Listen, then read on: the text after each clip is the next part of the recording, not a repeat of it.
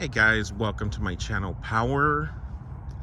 So on this video guys, what I would like to talk about is the Northern Pacific Corner.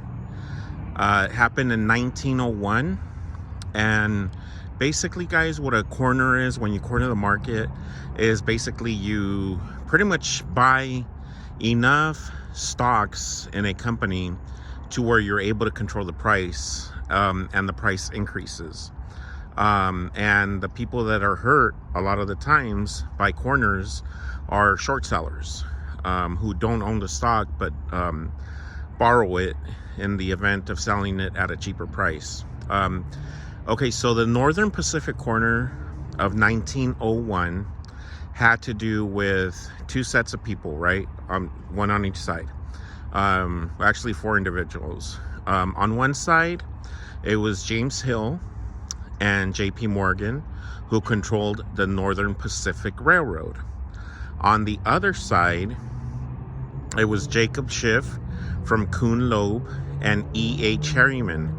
E.H. Harriman controlled the Union Pacific. And what they were trying to do, what E.H. Harriman was trying to do is for the Union Pacific to go all the way to Chicago at the time. And so therefore they were competing with the Northern Pacific Railroad for control or to buy the stock of a railroad company called the Burlington Railroad. It had a longer name, but it was known as the Burlington. So basically, E.H. Harriman from the Union Pacific, rather than buy the stock of the Burlington, he started buying up the stock of the Northern Pacific Railroad, who were his direct competitors of James Hill, and JP Morgan, who controlled the Northern Pacific. And what happened was that the price kept increasing and increasing. The Northern Pacific Railroad stock kept increasing. At one point, they controlled, let's just say, for example, these aren't exact figures, but let's say that JP Morgan and James Hill controlled about 400,000 shares, and then E.H. Harriman and Kuhn Loeb or Jacob Schiff controlled about 340,000, right? And at one point, it stated in my readings that there was even selling of stocks that did not exist. In other words, they were selling stock certificates that, you know, it hadn't even been, not that many shares were outstanding in the corner, right? So basically, it was control. It was to be able to control the Northern Pacific, and therefore, in E.H. Harriman's view, establish, beat their competitor and be able to open up a road all the way to Chicago. Okay, that did not happen. J.P. Morgan at the time, in 1901, was at the top of his game. He was a major power financier at the time.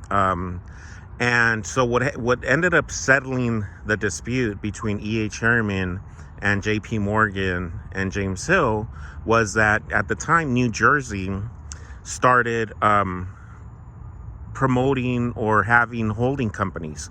Holding companies are companies that hold many different types of companies, not just one type of. They're a diverse company, kind of like a conglomerate.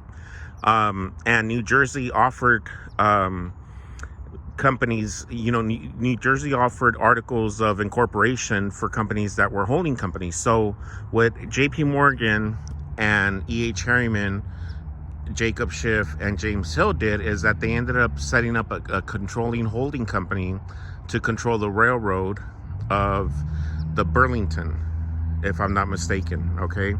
And the Northern Pacific, right? And they through their holding company of the Northern Pacific, they E.H. Harriman was able to get granted a board on the seat of directors, and therefore would have also a say in the future of the Northern Pacific Railroad. The dispute was settled that way. Through the holding company, they both parties were able to have control of the Northern Pacific Railroad, and that therefore that ended the feud between E.H. Harriman and J.P. Morgan and James Hill. And that was basically, guys, the Northern Pacific Corner of 1901. Thank you for watching my channel Power. Have a good day. Signing off.